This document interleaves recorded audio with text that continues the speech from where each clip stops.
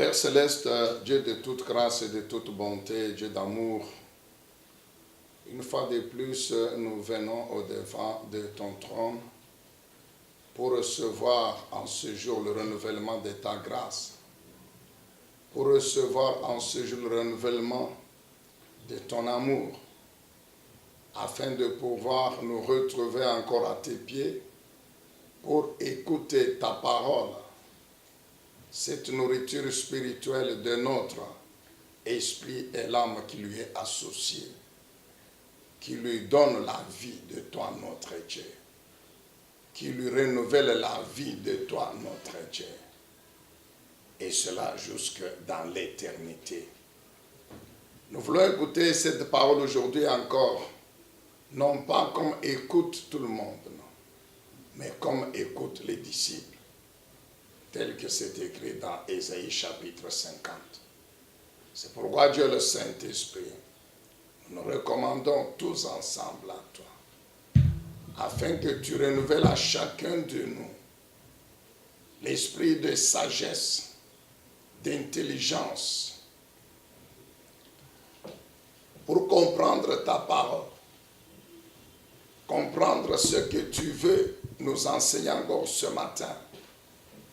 Et quand nous aurons compris, nous comprendrons également ce que nous devons faire pour que cette parole soit notre vie, nous communique effectivement la vie divine de toi, notre Père.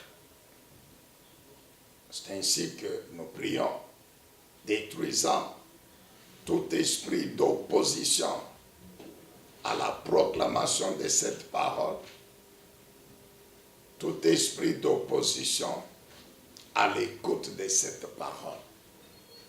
Nous prions au nom de Jésus, notre Seigneur et notre Sauveur. Nous disons tous Amen. Oui, bien-aimés peuple de Dieu, nous continuons à parler sur la destruction des œuvres du diable et la plantation de la gloire de notre Dieu. La fois passée, nous avons abordé un sous-thème, détruire les œuvres du diable par le feu et le marteau qu'est la parole de Dieu. Détruire les œuvres du diable par le feu et par le marteau qu'est la parole de Dieu. Alors, sans plus tarder, nous vous convions à lire encore avec nous 1 Jean, chapitre 3, la première épître de l'apôtre Jean, au chapitre 3 et le verset 8. 1 Jean, chapitre 3, le verset 8. Celui qui commet le péché est du diable, car le diable pêche dès le commencement. Or, le Fils de Dieu est précisément apparu pour détruire les œuvres du diable. Celui qui commet le péché est du diable, car le diable pêche dès le commencement. Or, le Fils de Dieu est précisément apparu. Il est venu dans le monde pour détruire les œuvres du diable. Amen, bien-aimés dans le Seigneur. Nous ne cesserons jamais de le répéter. On ne peut pas parler des œuvres du diable sans, premièrement, faire référence au péché. Ce n'est pas en vain que dans ce verset 8, il est question du péché, il est question du diable et il est question du Fils de Dieu, Jésus-Christ, qui est venu pour détruire les œuvres du diable. On ne peut pas parler des œuvres du diable sans faire référence au péché. Amen, bien-aimés dans le Seigneur. Par le péché, le diable, par le péché, le diable règne dans le monde. Et il a réussi à détruire l'homme. Par le péché, le diable a réussi à détruire l'homme. Nous le savons, comment le diable a réussi à détruire l'homme. Quand nous lisons Jean chapitre 10, le verset 10 et 11, dans ce verset-là, le Seigneur Jésus définit les œuvres du diable. Tuer, égorger et détruire. C'est ça la mission du diable dans le monde. Tuer, égorger et détruire. Et pour que le diable accomplisse cette mission, pour que le diable détruise les hommes, pour que le diable tue les hommes, pour que le diable égorge les hommes, le diable passe par le péché. Nous savons comment il a procédé dans le jardin d'Éden.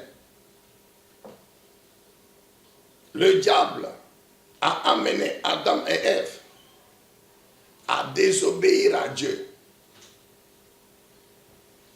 à faire le contraire de ce que Dieu leur avait prescrit. Et par le péché d'Adam et Ève, le diable avait réussi à détruire ce premier couple humain. Nous savons qu'il y a eu, parmi les œuvres de cette destruction, Jésus dit, le diable est venu tuer. Oui, il a tué le premier couple. C'était d'abord la mort spirituelle. Puisqu'ils venaient de pécher, ils étaient automatiquement séparés de Dieu. Donc spirituellement, il n'existait plus devant Dieu. Souvenons-nous que le Seigneur leur avait dit, si vous mangez le fruit de cet arbre que je vous interdis, vous allez mourir. Et ils ont désobéi. Et ils sont réellement morts. La première mort était la mort spirituelle. C'est-à-dire la séparation d'avec Dieu. C'est-à-dire, comme Dieu il est esprit. Et lorsque l'homme pêche contre lui, automatiquement Dieu ne peut plus communiquer avec l'esprit de cet homme. Dieu ne peut plus être présent dans la vie de cet homme. Donc spirituellement, cet homme devient séparé de Dieu. C'était la première mort qu'Adam et Ève avaient subie. Ensuite, il y a eu la mort physique. La mort physique et la souffrance dans le travail. La souffrance dans les autres domaines de la vie. La souffrance est entrée dans la vie de l'homme, dans divers domaines. C'est ainsi que quand vous lisez Genèse 3, 18 et 19, lorsque Dieu parle à l'homme, il lui dit, comme tu as péché, tu n'es plus sous le régime de ma bénédiction, automatiquement c'est le contraire, tu passes dans le régime de la malédiction. La malédiction va affecter ta vie. C'est ainsi que l'homme va maudire. Dieu dit quoi? Je maudis le sol d'où tu as été tiré. Bien aimé, nous savons que la vie de l'homme, bien que l'homme soit spirituel, l'esprit et l'âme qui lui associent. Mais la vie de cet homme spirituel, l'homme l'a pas sur la terre dans le corps physique. Donc, la vie de cet homme spirituel, elle est liée à la composante physique qu'est le corps.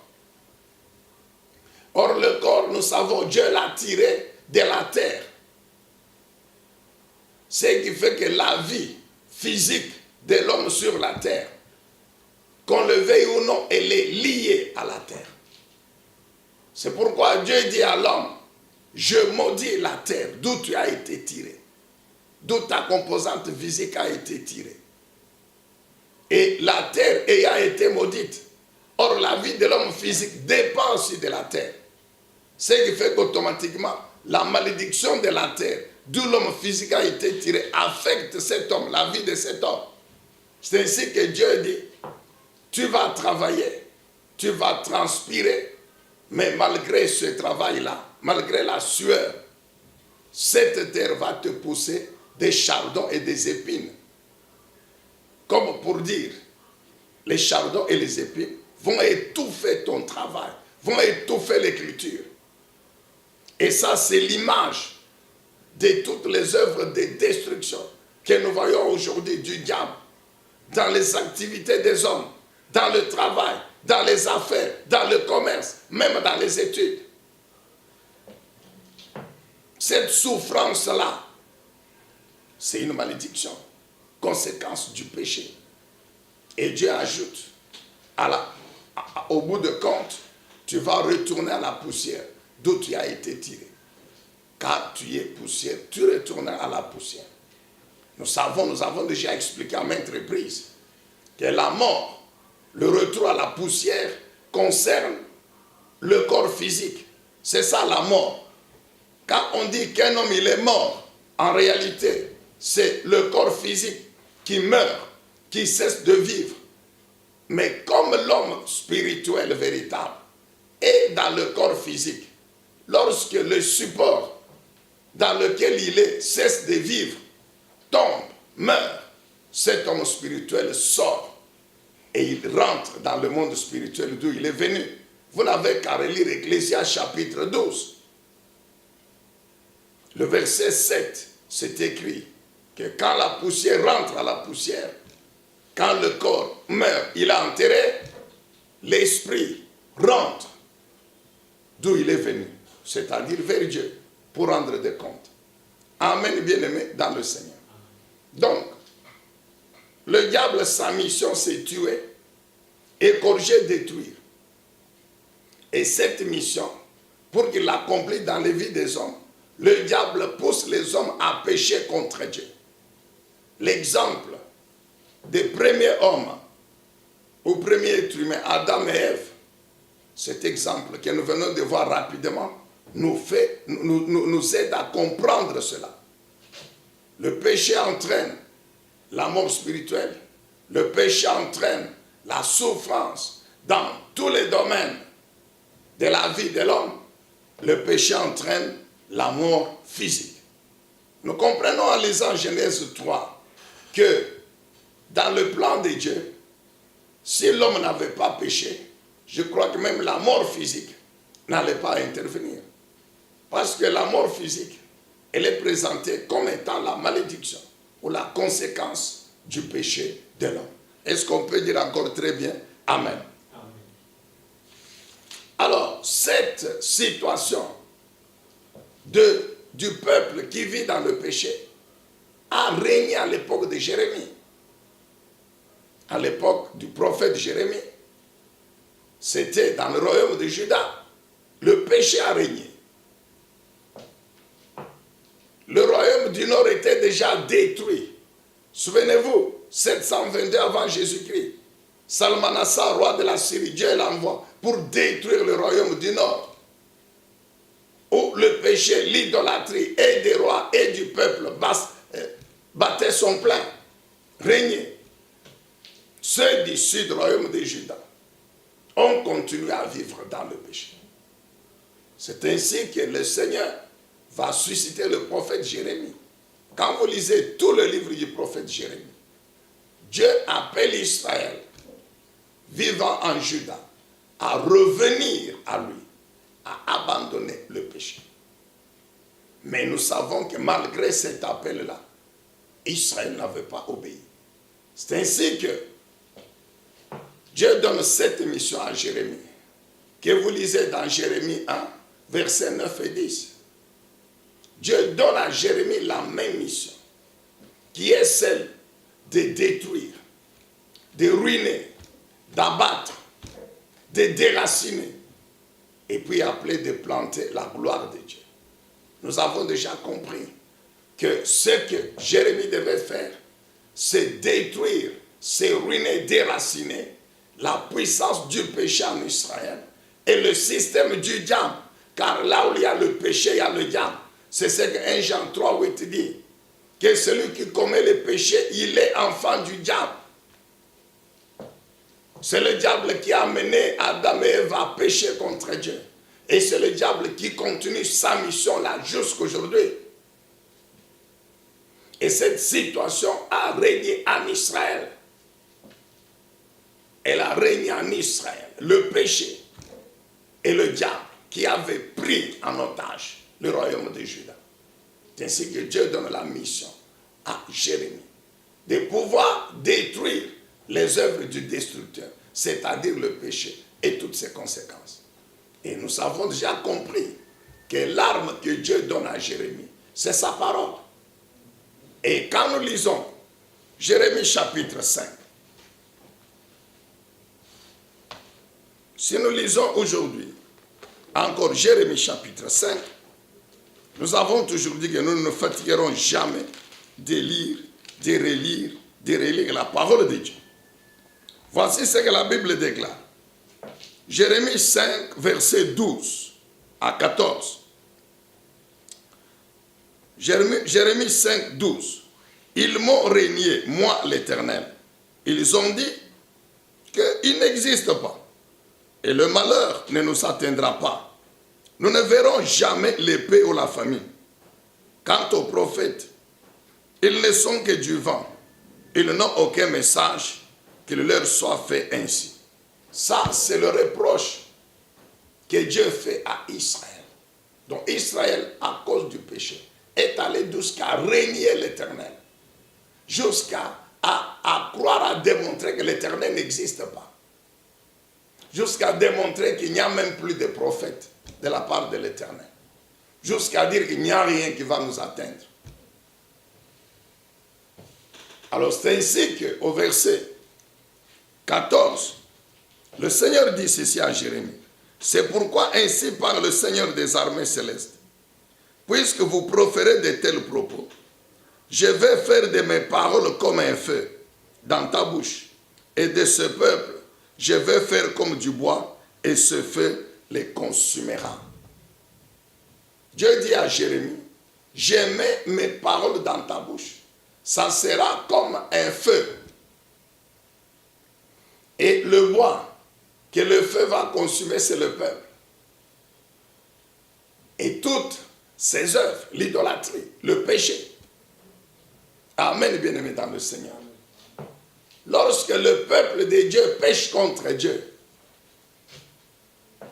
et le péché, toutes ses conséquences, et le peuple lui-même, Dieu dit à Jérémie, c'est ça le bois que ma parole dans ta bouche va consumer. Nous ne cesserons jamais de le comprendre, de le redire. La seule arme pour détruire le péché, c'est la parole de Dieu. Bien-aimé, la parole de Dieu a la puissance et l'autorité de vaincre et la puissance du péché. Et la puissance du péché de vaincre et la puissance du diable qui est derrière le péché. Le diable, lorsqu'il a tenté le Seigneur Jésus-Christ, il a utilisé la parole. Bien sûr, il a utilisé la parole avec des mauvais objectifs. C'était pour amener Jésus à pécher contre Dieu. Et nous savons que c'est par la même parole que le Seigneur Jésus-Christ a vaincu Satan. C'est pourquoi Dieu dit à Jérémie, ma parole dans ta bouche est un feu. Bien-aimé, la parole de Dieu, lorsque quelqu'un vit dans le péché et qu'il écoute la parole de Dieu, à moins qu'il ne croit pas à cette parole, mais s'il croit à cette parole, bien-aimé, la parole de Dieu a la puissance de détruire dans la vie de cet homme le péché, toutes ses conséquences, ainsi que la puissance du diable. La parole de Dieu a la puissance et l'autorité de vaincre Satan dans la vie d'un homme. Et lorsque Satan, qui domine la vie de cet homme, est vaincu, cet homme qui croit automatiquement sera délivré. Ce qui fait que hier, la vie de cet homme, c'était le péché. Mais une fois que cet homme écoute la parole de Dieu, croit à la parole de Dieu, cet homme reçoit une nouvelle vie qui est tout à fait différente de la première. Et Satan ne peut plus régner, dominer dans la vie de cet homme. Amen, bien-aimé dans le Seigneur. Amen. Lorsque nous lisons Jérémie chapitre 2, Jérémie chapitre 2, le Seigneur détaille encore. Jérémie 2, le verset 18. Qu'est-ce que Dieu dit à Jérémie? Et moi, dès aujourd'hui, j'ai fait de toi comme une ville fortifiée, comme un pilier de fer et un rempart de bronze face à tout le pays, face au roi de Juda, à ses ministres, à ses prêtres et à son peuple. Ils te feront la guerre, mais ils ne l'emporteront pas sur toi, car je suis avec toi, l'Éternel le déclare, je te délivrerai. Amen. Dieu précise. Et dans cette précision, on comprend que c'est tout Israël. Non seulement les rois de Juda, mais les ministres, tous les hauts fonctionnaires dans ce royaume, les prêtres ou les sacrificateurs et le reste du peuple, tous, ils étaient dans l'idolâtrie. Tous, ils étaient dans le péché. Amen, bien-aimés dans le Seigneur.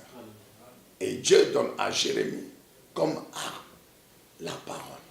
Quand nous allons dans Jérémie, chapitre 23, Jérémie 23, à partir du 25e verset. Jérémie chapitre 23, 25. J'ai entendu les discours des prophètes qui prophétisent le mensonge à mon nom, en disant, voici, j'ai reçu un songe, j'ai reçu un songe. Combien de temps encore auront-ils donc en tête de prophétiser le mensonge? Ces prophètes qui proclament leurs inventions trompeuses, veulent-ils par les songes qu'ils se racontent mutuellement me faire oublier par mon peuple, tout comme leurs ancêtres m'ont oublié pour Baal? Si un prophète a fait un songe, qu'il raconte ce songe, et celui qui a une parole de ma part, qu'il communique ma parole selon la vérité. Que vient faire la paille au milieu du froment?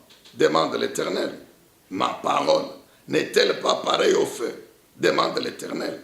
N'est-elle pas comme un marteau qui brise le roc? Ainsi déclare l'Éternel. Je vais m'en prendre à ces prophètes qui, mutuellement, se volent mes paroles. Je vais m'en prendre à ces prophètes, déclare l'Éternel, qui agitent leur langue pour prononcer un oracle.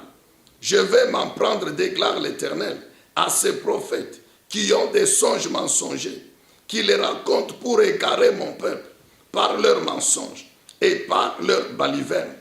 Car moi, je ne les ai pas mandatés, je ne les ai pas envoyés, je ne leur ai pas donné d'ordre. Ils ne sont pour ce peuple d'aucune utilité. L'Éternel le déclare. Est-ce qu'on peut dire Amen? Bien-aimé, la situation en Israël était tellement complexe au point qu'il n'y avait pas que l'idolâtrie, il n'y avait pas que le péché qui était commis par tout le monde, et par le roi, et par les ministres, les fonctionnaires, les anciens du peuple, les chefs du peuple, et par les sacrificateurs, et par tout le peuple. Mais il y avait en plus des faux prophètes. Il y avait en plus des faux prophètes. Dieu dit, il y a en Israël des faux prophètes qui profèrent le mensonge, qui se tiennent devant mon peuple, prétendent leur parler à mon nom, qui disent ainsi dit l'Éternel, alors que c'est le mensonge. Dieu dit, je ne les ai pas mandatés. Dieu dit, je ne leur ai donné aucun ordre. Tout ce qu'ils disent à mon peuple, c'est le mensonge. Ah, bien-aimés, nous devons beaucoup prier et nous devons nous lever avec la parole de Dieu qui est la vérité. Nous devons nous lever avec la parole de Dieu qui est la vérité. Bien-aimés, vous tous qui avez le ministère de la parole, vous tous qui êtes responsables des églises, des ministères authentiques, qui relèvent de la vision véritable du Dieu Tout-Puissant, du Seigneur Jésus-Christ. Nous devons nous lever avec la parole de Dieu. C'est la seule vérité. Nous savons que la vérité est de l'un plus puissante que le mensonge. La vérité finit toujours par triompher. Toujours dans concernant Israël, à l'époque de Jérémie, nous savons, quand il y a eu la captivité, un certain Ananias, prophète, s'est levé.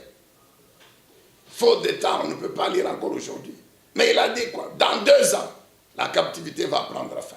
Lisez Jérémie 29. Dans 2 ans, la captivité prend fin. Les déportés vont rentrer. Ainsi dit l'Éternel. Les gens ont acclamé à Jérusalem. Les gens ont acclamé Ananias. 2 ans. Mais ce que les faux prophètes oublient, c'est que quand ils prophétisent le mensonge, Dieu, il est là. L'Esprit de Dieu est là. Il entend. Il croit que Dieu n'est pas là. Il croit que Dieu est distrait. Non. L'Éternel a entendu le mensonge d'Ananias. Et il a demandé au prophète Jérémie de s'élever, de pouvoir déclarer à Israël que c'est le mensonge qu'il vous prophétise. Dieu dit, la captivité durera 70 ans. Nous le savons, nous tous bien-aimés, que la captivité a effectivement duré 70 ans. Première déportation, 605 avant Jésus-Christ. C'est en 636, 635, en 536, 535, avant Jésus-Christ, que le roi Cyrus le Grand, qui venait en 539 de détruire l'empire de Babylone, d'établir l'empire des Mèdes et des Perses, c'est lui qui mettra fin officiellement à la captivité et qui demandera à Israël en 536-535 de pouvoir rentrer.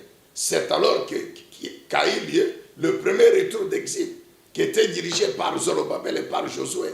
Lisez ça dans Esdras. Amen, bien-aimé dans le Seigneur. Et Dieu avait dit à Jérémie, dis à Ananias, puisque il s'élève avec mon nom pour proclamer le mensonge, il va mourir. Et il était mort. Bien-aimés responsables d'église, bien-aimés peuple de Dieu, vous chrétiens véritables, nous connaissons ce qui se passe aujourd'hui. Le diable, il est encore là. Il continue à faire la même mission. Le diable n'est pas encore lié. C'est vrai, il a été vaincu à la croix, il a été dépouillé à Golgotha. Mais il n'est pas encore lié. Et c'est ainsi qu'il profite de ce moment pour susciter des faux prophètes. Pour susciter des faux prophètes qui établissent des fausses églises chrétiennes. J'ai dit bien des fausses églises chrétiennes. Parce que ce ne sont que ce que la Bible appelle dans l'Apocalypse des synagogues de Satan. Ce sont des temples du diable. Des faux ministères qui sont dirigés par des serviteurs du diable, mais qui parlent au nom de Dieu, au nom de Jésus-Christ. Nous savons bien, mais ces choses existent aujourd'hui. Nous le voyons maintenant à la télévision, les réseaux sociaux. Vous savez ce qui se passe aujourd'hui, non?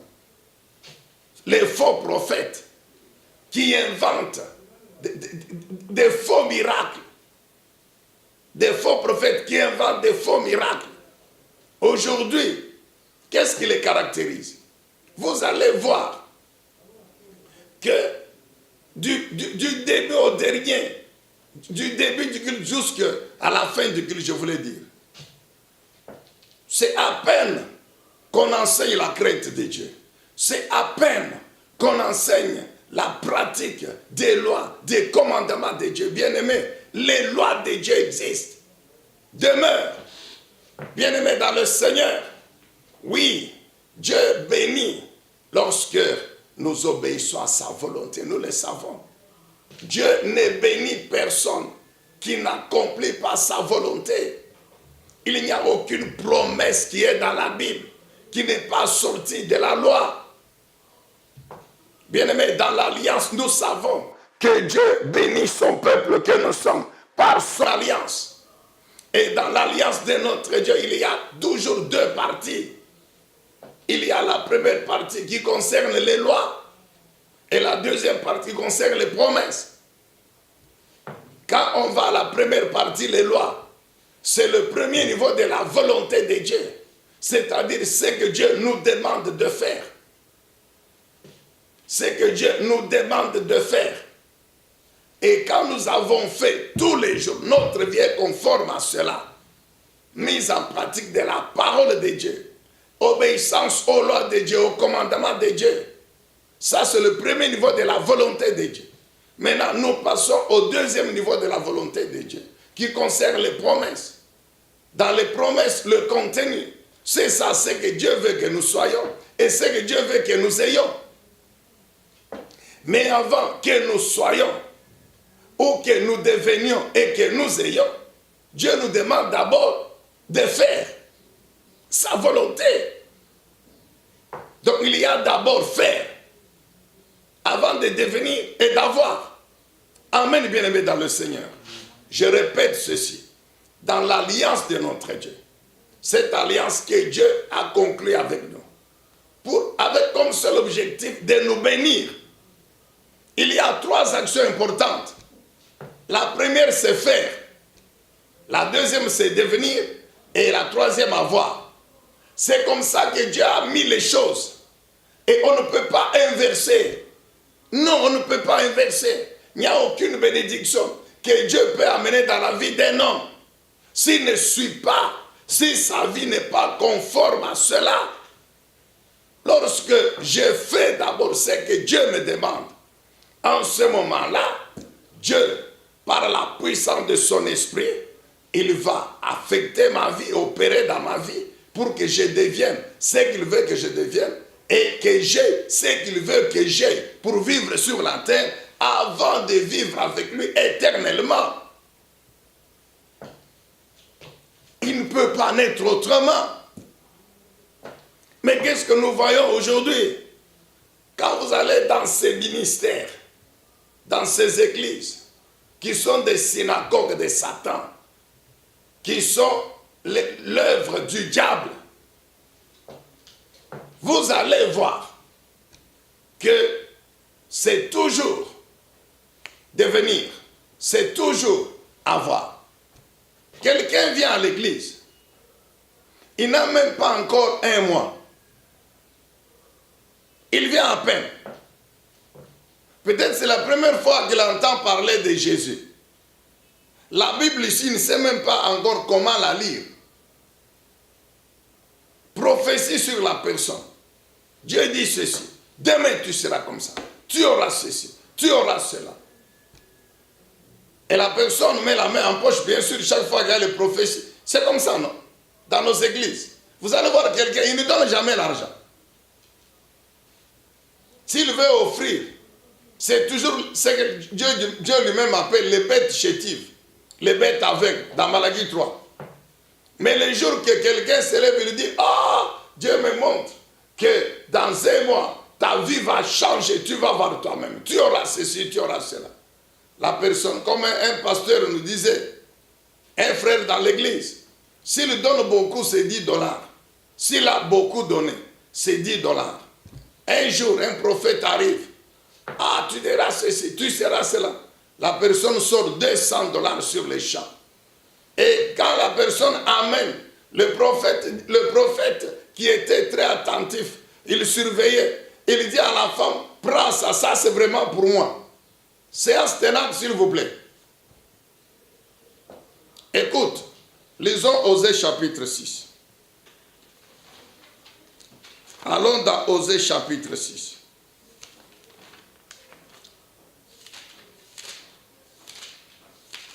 Bien-aimé, Dieu n'a pas changé. La Bible dit, il est le même hier, aujourd'hui, éternellement. Mais quand nous voulons interpréter ça, c'est dur pour dire, ce que Dieu a fait dans le passé, les miracles qu'il a fait dans le passé, il les fait aujourd'hui. C'est ça qui est dans le langage de ces faux prophètes-là. Dieu bénit, venez, Dieu va vous bénir. Mais, et puis vous allez voir, c'est rare qu'il cite le nom de Jésus-Christ. C'est toujours Dieu, Dieu, Dieu. Non, vous savez, c'est quel Dieu, mon frère? C'est le Dieu d'Abraham, d'Isaac, de Jacob, le Dieu de Jésus-Christ? Ou bien c'est quel Dieu? Dans leur bouche, c'est toujours Dieu va faire. Dieu va faire. Si ce n'est pas Dieu, c'est son nom à lui, le prophète. Jamais le nom de Jésus. Suivez bien, observez bien, bien-aimé. Non, c'est vrai, Dieu, il est le même.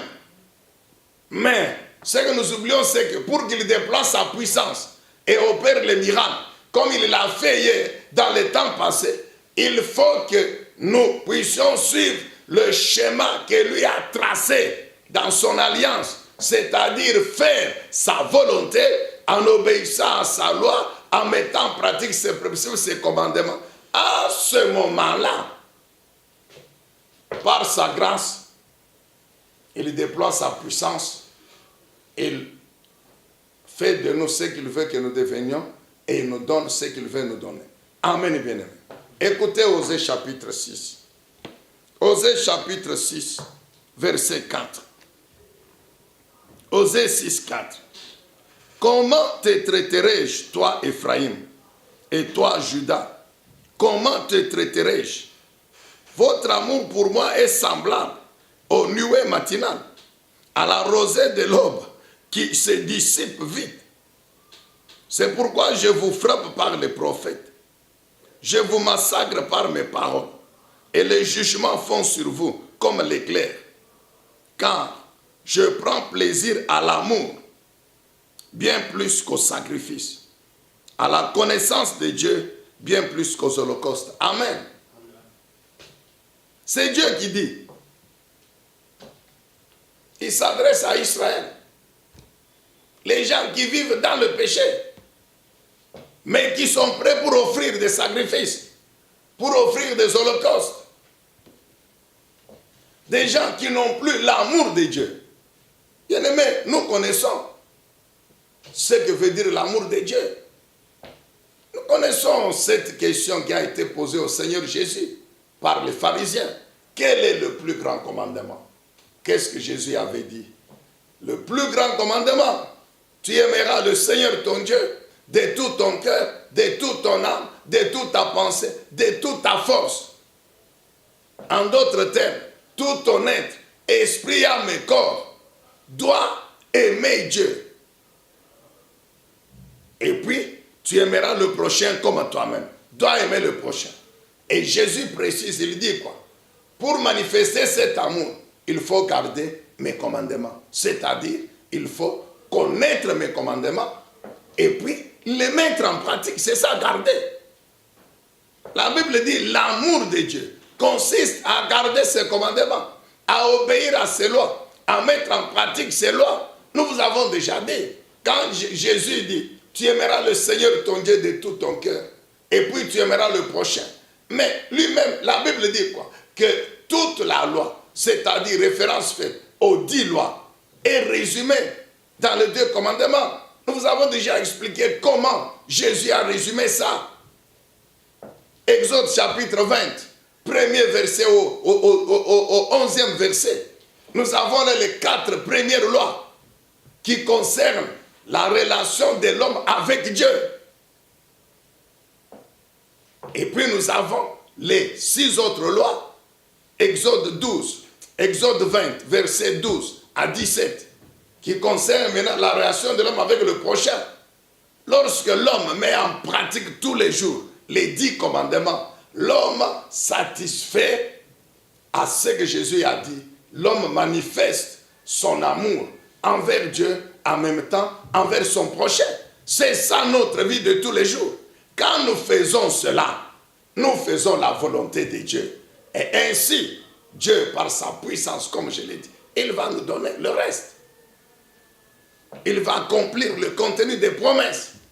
Mais aujourd'hui, on a mis les promesses devant. Et on complique ça avec des fausses prophéties. Des fausses prophéties. Des gens qui ne connaissent pas Dieu. Des gens qui vivent dans le péché. Des polygames. Des polygames. Mais vous savez, il n'y a pas que de faux ministères. Il n'y a pas que de fausses églises. Mais même dans les églises véritables, le diable a mis des faux prophètes. Il y en a beaucoup dans les départements. Vous trouvez des faux prophètes dans les départements. Vous n'avez qu'à aller à la montagne. Vous vous rendrez compte vraiment que c'est terrible. Quelqu'un qui ne vous connaît pas, vous venez d'arriver. Vous n'avez même pas encore fait 10, vous n'avez même pas encore fait 2 minutes. Quelqu'un se lève là-bas, il vient, non, d'ailleurs je te voyais, dès que tu as quitté la ville, je te voyais. Dieu me dit ceci, Dieu me dit cela. Ah! Dieu me dit ceci, Dieu me dit cela. Et s'il voit que tu ne mets pas la main en poche, il te dit, il faut sceller la prophétie. Il te dit carrément qu'il faut sceller la prophétie. Pour que tu sortes l'argent, tu donnes. Et les gens, ils donnent. Parfois, dès qu'il donne, il est arrivé avec le problème des premiers pendant 2 heures. Mais dès qu'on lui dit que non, non, c'est fini, il descend. Non, non, le prophète a parlé. Mensonge, menteur. Bien-aimé, Dieu, il est puissant, il parle. Ah! Au téléphone. Au téléphone. Non, non, nous devons combattre ces choses-là.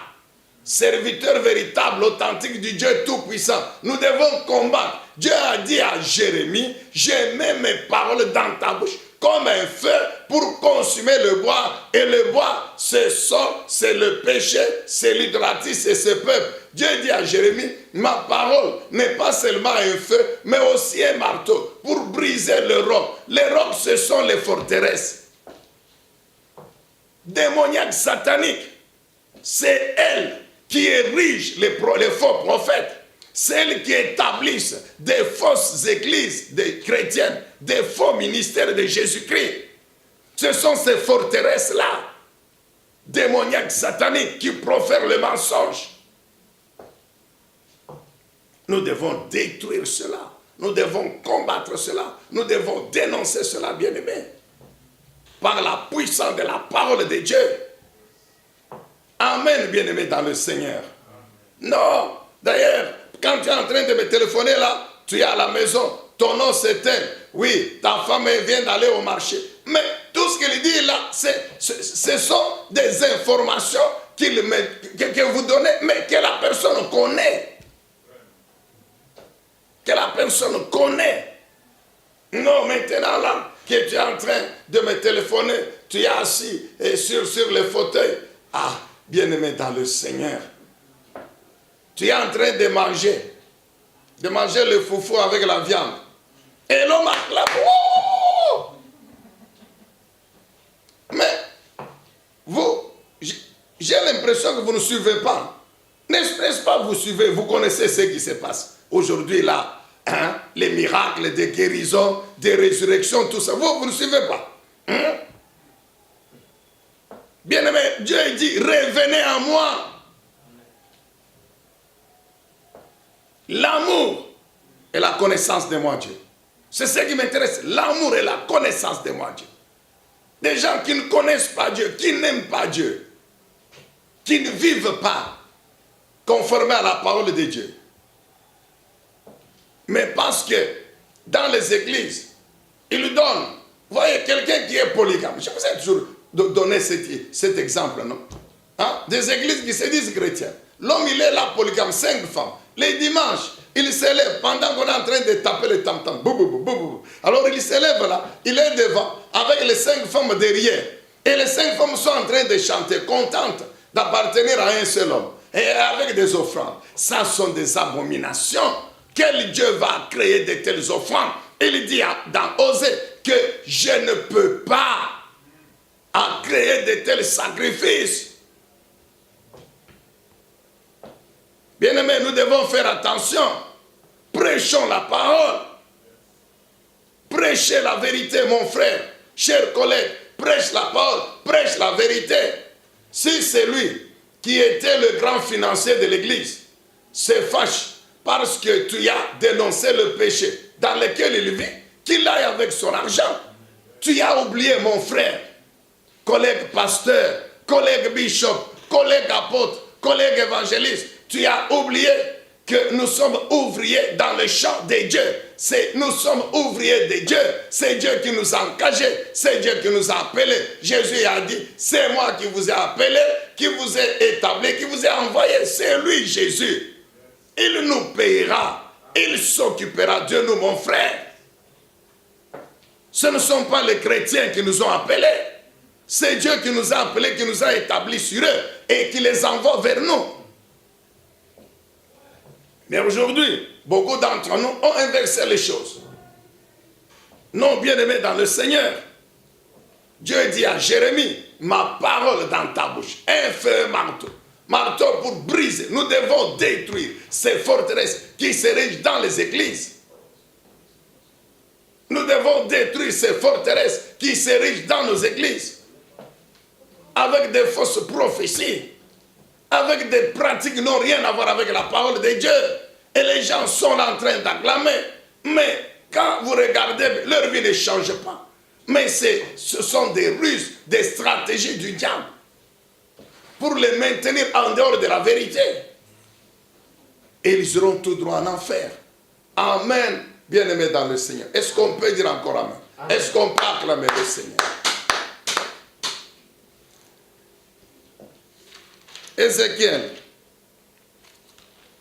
Ézéchiel chapitre 3. Ézéchiel chapitre 3.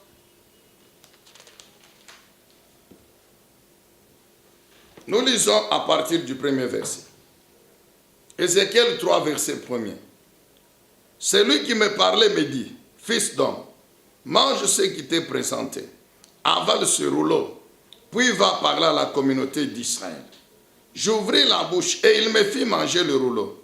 Puis il me dit, fils d'homme, nourris ton corps et remplis ton ventre de ce rouleau que je te donne. Je le mangeai donc, et dans ma bouche, il fut doux comme du miel. Il ajouta, fils de l'homme, va, rends-toi auprès des Israélites et communique-leur mes paroles. Car ce n'est pas vers un peuple qui parle une langue difficile que tu ne connais pas. Si je t'envoie vers de nombreux peuples à la langue difficile et intelligible dont tu ne comprendrais pas les paroles, et ils t'écouteraient. Le verset 8. Eh bien, je vais te donner un visage aussi obstiné que le leur, et un front aussi résolu que le leur. Je vais rendre ton front aussi dur que le diamant, plus dur que le roc. Ne les crains donc pas, et ne tremble pas en leur présence, bien que ce soit une communauté de rebelles. Puis il ajouta, fils de l'homme, écoute attentivement tout ce que je vais te dire, et prends bien à cœur. Puis va te rendre auprès de tes compatriotes déportés pour leur parler, et qu'ils t'écoutent ou qu'ils refusent de t'écouter. Dis-leur, voici ce que déclare le Seigneur l'Éternel. Amen. Bien-aimés, proclamons la parole de Dieu. La vérité telle qu'elle est prescrite dans la Bible. Nous connaissons ici Ézéchiel. Lui, il n'est pas en Israël. Il est à Babylone, où il a été aussi déporté. Dieu suscite ce jeune homme. Il lui donne aussi la mission prophétique. Et de même que Dieu avait donné à Jérémie sa parole, il lui donne à Ézéchiel sa parole. Bien-aimé dans le Seigneur. Dieu dit, mange la parole. Manger la parole, ça veut dire quoi? Remplis tes entrailles de ce rouleau. C'est-à-dire, médite ma parole. Mets-la dans ton esprit. Médite ma parole. Étudie ma parole. Apprends mes paroles. Tu écoutes, tu retiens, tu mets dans ton esprit. Nous vous avons déjà expliqué. Quand nous lisons la parole de Dieu, quand nous écoutons la parole de Dieu, l'esprit de l'homme, notre esprit, se saisit des organes du corps, comme les oreilles, comme les yeux, pour prendre maintenant cette parole. Maintenant, la mettre avec l'intelligence qui est du domaine de l'âme. Mettre cette parole dans le cerveau, retenir, la mettre dans la mémoire qui est dans le cerveau. L'esprit de l'homme, il est dans le corps. Nous avons dit, Dieu a mis l'esprit de l'homme dans le corps pour qu'il vive sur la terre. Et l'esprit de l'homme se sert des organes du corps pour prendre la parole de Dieu, qui est sa nourriture. Le corps pour vivre, a besoin de la nourriture physique, de l'eau, du pain et de l'eau. Mais l'homme spirituel, l'esprit et l'âme, pour vivre, a besoin de la parole de Dieu. Et l'esprit qui est dans le corps s'appuie sur les organes du corps, principalement les oreilles, les yeux, les autres sens, le cerveau, l'intelligence qui est dans l'âme, pour pouvoir mettre cette parole et l'utiliser au moment opportun. Donc Dieu donne à Ézéchiel la même arme, sa parole. Parce que le peuple, bien qu'étant en captivité, la rébellion était très forte. Ces gens, ils étaient devenus tellement rebelles, orgueilleux, qu'ils ne pouvaient pas s'arrêter un moment et dire, si nous sommes aujourd'hui esclaves des Babyloniens, c'est parce que nous avons péché contre notre Dieu. Et Dieu les a envoyés pour nous punir. Alors revenons à l'Éternel. Non, même en captivité, ils continuent dans le péché, dans l'idolâtrie. C'est ainsi que Dieu leur envoie Ézéchiel pour leur dire, mon peuple, revenez à moi, revenez à moi. Alors Dieu dit à Ézéchiel, ce sont des rebelles. Le péché les a entêtés.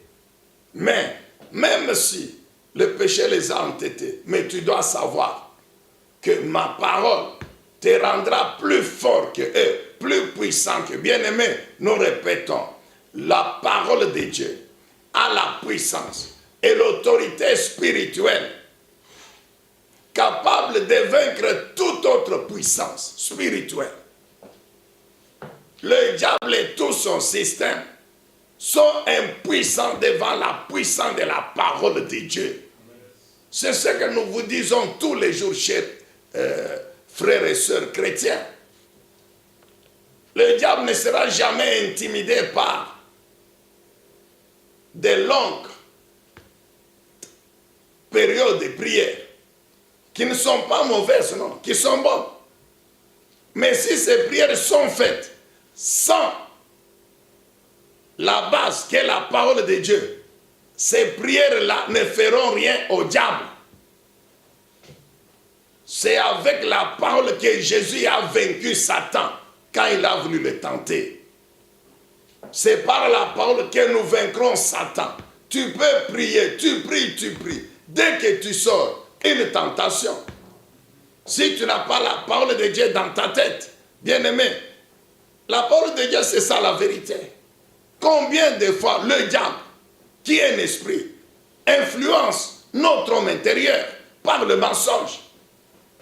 Le diable, il influence notre âme par des pensées. Le diable prend ses pensées, il met dans l'esprit de l'homme, il met dans la tête de l'homme, dans le cœur de l'homme. Et si dans ce cœur, dans cet esprit, il n'y a pas la vérité, qui est la parole de Dieu, le mensonge va détruire la personne.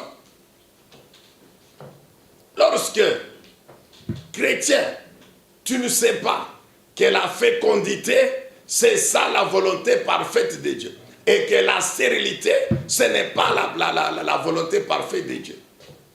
C'est l'œuvre du diable. Quand Dieu a créé Adam et Ève, Genèse 1, 28, la Bible dit quoi? Dieu les a bénis. Et comment Dieu a défini la bénédiction? 1, c'est la fécondité du corps. Dieu dit, multipliez-vous, remplissez la terre. 2, c'était le pouvoir spirituel sur la création.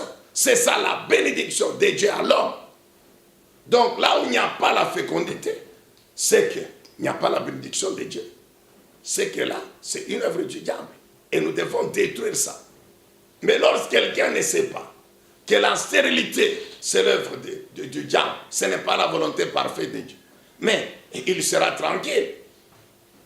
Tu vas combattre la stérilité comment? C'est la promesse de Dieu, la parole de Dieu, qui va détruire la puissance de la stérilité dans ton corps. Ce ne sont pas les larmes. Tu peux pleurer les larmes, tu peux gémir. La stérilité, elle est là. La seule puissance qui va la détruire, c'est la parole de Dieu dans ton esprit, libérée par ta bouche. Quand nous confessons ce que nous sommes en Dieu, qui est la vérité, le mensonge du diable ne peut qu'être détruit. Amen, bien-aimé. C'est ce que Dieu dit à Ézéchiel. Prends mes paroles, mets dans ton esprit, ouvre ta bouche, parle à ces rebelles. Tu les vaincras. Dis-leur, même s'ils refusent d'écouter, toi parle. Mais c'est ce que nous faisons, même aujourd'hui. Aujourd'hui, là, combien refusent de nous écouter? Mais maintenant, là, il est devant la télévision, il dit, ah, lui, il parle toujours comme ça. Il parle toujours comme ça. Très bien. Mais nous continuons à faire notre travail. Dieu a dit à Ézéchiel, toi parle. Qu'il t'écoute ou qu'il ne t'écoute pas, parle. Car si tu leur parles et qu'ils refusent de t'écouter, leur sang retombera sur leur tête. Bien-aimés collègues, pasteurs, bishops, apôtres, proclamons la vérité. Faisons notre part. Ceux qui écoutent, qui croient, ils sont sauvés. Ceux qui refusent d'écouter et de croire, ils seront condamnés. Leur sang retombera sur leur propre tête. Ça, c'est la situation de ceux qui étaient en captif. Toujours dans Ézéchiel. Quand nous allons au chapitre 8, nous terminons par là aujourd'hui. Ézéchiel 8. Du premier, nous vous recommandons de lire du premier jusqu'au 18e verset. Allez lire, bien-aimé, la parole de Dieu. Faute de temps, on ne peut pas tout lire, tous les textes. Mais nous voulons vous présenter la synthèse. Ici, Ézéchiel dit quoi? Il est à Babylone, dans sa maison. Et il y a les anciens de Juda qui étaient amenés aussi comme captifs avec lui. Pendant qu'ils sont en train de causer, Dieu donne à Ézéchiel une vision. Et lui-même, il dit, l'Esprit me transporta à Jérusalem. Ici, Dieu lui montre la vie de ceux qui étaient restés à Jérusalem, qui n'étaient pas menés comme captifs, qui sont restés. Mais eux aussi, bien-aimés dans le Seigneur, il faut vaincre le péché. Il faut résister au diable. Il faut résister à la tentation de l'ennemi. Leurs frères et sœurs étaient amenés en captivité à Babylone. Et ils sont restés. Et sous la domination des représentants du roi de Babylone. Mais au lieu de revenir à Dieu, non, ils ont continué dans le péché, dans l'idolâtrie. Et le Seigneur, il présente ici 4 tableaux à Ézéchiel. Il lui dit, regarde, déjà à l'entrée du temple, la statue de la provocation. C'est la statue, une idole. La statue d'une idole que le roi Manassé avait érigé. Un roi. Dieu avait dit à Jérémie, je t'envoie contre les rois de Juda. Manassé, roi de Juda. Roi. Mais qu'est-ce qu'il fait? Il met une statue. Et la statue là, qui était une idole, des faux dieux, comme Akera, comme Baal. Et Dieu montre à Ézéchiel, regarde, à l'entrée du temple, et le peuple vient, et le roi et le peuple, ils viennent s'agenouiller devant cette statue-là. La Bible l'appelle la statue de la provocation. Donc c'est une provocation de l'Éternel, qui ne pouvait pas tolérer cela. Deuxième tableau, Ézéchiel dit, on me fait entrer par un trou. J'entre par un trou dans le temple. Qu'est-ce que je trouve? Sur les murs, des reptiles, des représentations, des animaux, tout ça, des idoles, des faux dieux. Et 70 anciens, chefs du peuple, en train d'adorer ces divinités-là avec l'encens. Vous connaissez l'encens, même aujourd'hui, l'encens. Hein? Ils sont là. On donne même le nom d'un autre là. Donc, si c'est Yazan Yaouki. Donc, il est avec l'encens. Hein, en train d'adorer ces divinités-là. En train d'adorer ces divinités-là. Avec l'encens. Dieu montre à Ézéchiel. 70 anciens. Amen, bien-aimé. Troisième tableau. Dieu montre à Ézéchiel des femmes qui pleurent Tammuz. Tammuz, c'était aussi une autre idole. Le dieu de la végétation ou de la fertilité. Et Il y a des périodes où le Dieu là mourait. Quand il meurt, les femmes pleurent. Amen, amen, bien aimé. Donc vous voyez comment le diable a réussi à ridiculiser les hommes. Même les péchés que nous voyons aujourd'hui, que des hommes, donc vous voyez des hommes en train même de statuer, de voter. Oh, ils votent les lois. Cette histoire d'homosexualité ici, c'est le diable, non?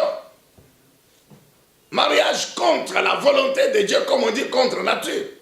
La Bible dit Dieu a créé l'homme et la femme. C'est ça le mariage, selon Dieu, le Créateur. Mais le diable, comme sa mission, c'est d'amener les hommes à faire ce qui est contraire à la parole de Dieu, à la volonté de Dieu. Maintenant, au nom, le droit aux minorités, le droit de l'homme. Non. Amen, bien-aimé. Le droit de l'homme ne peut pas aller au-dessus de la loi du Dieu créateur. C'est pourquoi, qu'il le veuille ou non, le jugement les attend. Le jugement les attend. C'est ainsi qu'à l'époque là, vous trouvez des femmes. Donc, un Dieu, c'est un être supérieur. Vous croyez qu'il est Dieu. Et que c'est lui qui rend fertile le sol. C'est lui qui rend fertile les fruits, qui fructifie la végétation, etc. Mais comment le Dieu, comment il meurt? Hein? Le Dieu là, il meurt et puis il renaît. Il meurt. Alors, quand la période où le Dieu doit mourir arrive, maintenant les femmes sont en train de pleurer. Ouh. Alors vous comprenez bien, bien aimé, comment le diable ridiculise les gens. Ça, c'était en Israël. 4e tableau. 25 hommes. Probablement des prêtres, sacrificateurs, à genoux, en train d'adorer le soleil. Créature. Amen, bien aimé. La même chose que les Égyptiens. Les Égyptiens avaient comme Dieu aussi, le Dieu qu'ils appelaient Ra, le soleil. Les Égyptiens adoraient le soleil. Le Dieu là, Ra, le Dieu du soleil. Pour eux, c'est ce Dieu-là qui leur donne le soleil. Et son idole était le soleil. En Égypte, Dieu avait détruit ça. Mais les Israélites, eux, ils reviennent. Ils font aussi la même chose que les Égyptiens. Dieu lui montre 4 tableaux d'idolâtrie la plus terrible. En Israël, à Ézéchiel. Qu'est-ce que Dieu a dit à Ézéchiel? Je vais les détruire, moi l'Éternel. Je les détruirai. Bien-aimés dans le Seigneur, il n'y a que la parole de Dieu qui a la puissance, qui a l'autorité de pouvoir détruire le péché, détruire le diable et tout son système. Amen, bien-aimé. Vous vous posez la question, mais si le péché, c'est ça même, l'œuvre du diable, puisque c'est ça, la première et les autres souffrances, la mort spirituelle, physique, etc., sont les conséquences du péché. Mais comment détruire ça? Par la parole. Comment un chrétien, nous terminons par là, comment un chrétien va détruire le péché dans sa vie?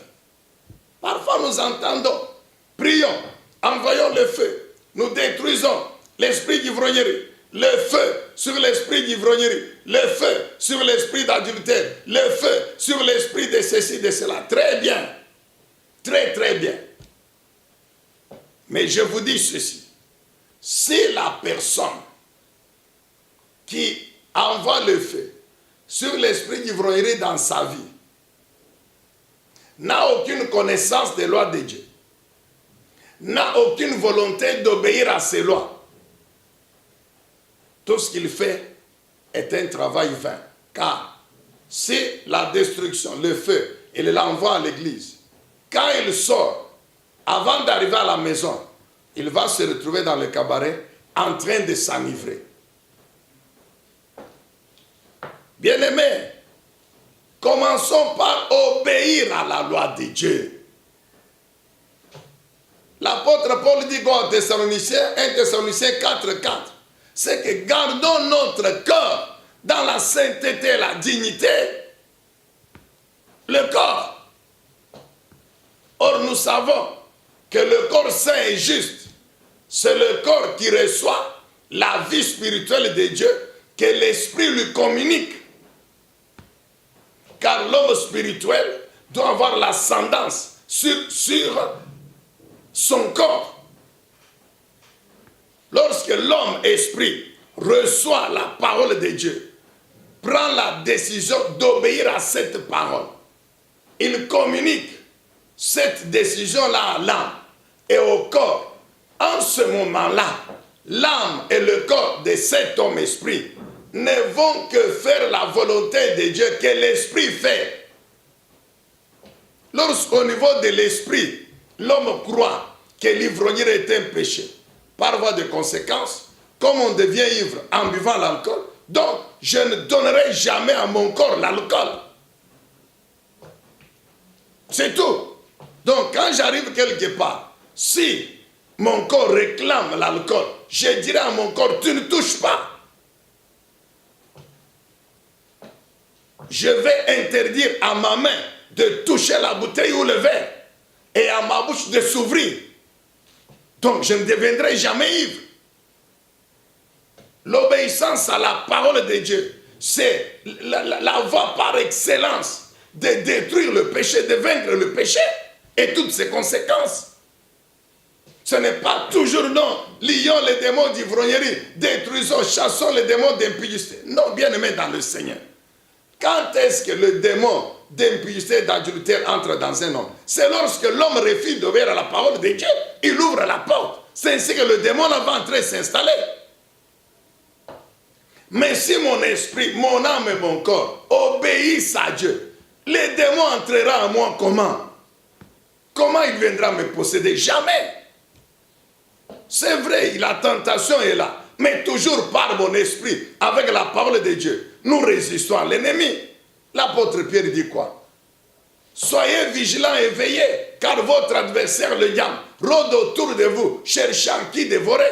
Résistez-lui avec une foi inébranlable, tout en n'oubliant pas que les mêmes souffrances ont été imposées à vos frères dans le monde. Quand nous souffrons, quand nous rencontrons des temps de faiblesse, des épreuves, c'est en ce moment-là que le diable en profite pour pouvoir nous tenter. Pour pouvoir nous tenter. Et comment lui résister? C'est la foi. Mais la foi, c'est quoi? Mais la foi, c'est la proclamation de la parole de Dieu. Lorsque même si c'est la mort qui est venue et que le diable vient pour nous décourager, nous détruire, nous disons non. Si la mort m'a frappé, moi je suis enfant de Dieu, je suis chrétien. C'est que mon Dieu a permis. Comme la Bible dit que toutes choses concourent au bien de ceux qui l'aiment, je glorifie l'Éternel. Je ne vais pas abandonner Dieu parce qu'il y a eu la mort dans ma famille, non. Je ne vais pas abandonner Dieu parce que je suis tombé malade, non. Je ne vais pas abandonner l'église, abandonner Dieu parce que j'ai manqué l'argent, on a chassé les enfants de l'école à cause de Minerval. Non, non, bien-aimé. Car dans la parole de Dieu, la Bible dit quoi? Notre Dieu finit toujours par nous délivrer, par nous guérir, par nous restaurer. Il est avec nous dans la vallée. Il est avec nous, notre Dieu. Il est là, il connaît bien nos souffrances. Mais il permet que ça reste pendant un temps pour nous fortifier dans la foi. Et il finit toujours par nous délivrer. Donc, pendant que je traverse les temps difficiles, j'obéis à Dieu. Je fais ma part. Je pratique la parole de Dieu. Je ne peux pas pécher parce que je n'ai pas l'argent, parce que je n'ai pas mangé, non. Je continue à obéir à Dieu. L'obéissance à Dieu, bien aimé, à la parole de Dieu. La proclamation de cette parole et l'obéissance à cette parole, c'est l'arme, c'est la voie la plus terrible de détruire le péché, de détruire les œuvres du diable. Amen, bien aimé. Lorsque maintenant, par rapport aux lois de Dieu, ma vie est conforme à cette parole. Ma vie est conforme aux lois de Dieu. En ce moment-là, le Saint-Esprit va toujours m'amener dans la parole de Dieu, au niveau des promesses. Maintenant, j'ouvre la bouche, je prends les promesses, je les déclare. Et la proclamation de cette promesse, qui est toujours la parole de Dieu, a la puissance de vaincre les autres difficultés dans lesquelles je me trouve. Amen, bien-aimé dans le Seigneur. A la puissance d'amener la délivrance. Voilà comment, bien-aimé, nous devons tous les jours détruire les œuvres du diable par le feu et le marteau qu'est la parole de Dieu. Est-ce qu'on peut dire Amen? Amen. Que Dieu soit loué, que Dieu soit béni. Est-ce qu'on peut acclamer le Seigneur Dieu Tout-Puissant? Gloire et louange à ton nom, Seigneur notre Dieu. Sois loué, sois béni, sois exalté, sois glorifié à jamais. Dieu le Saint-Esprit, merci au nom de Jésus, notre Seigneur et notre Sauveur. Amen.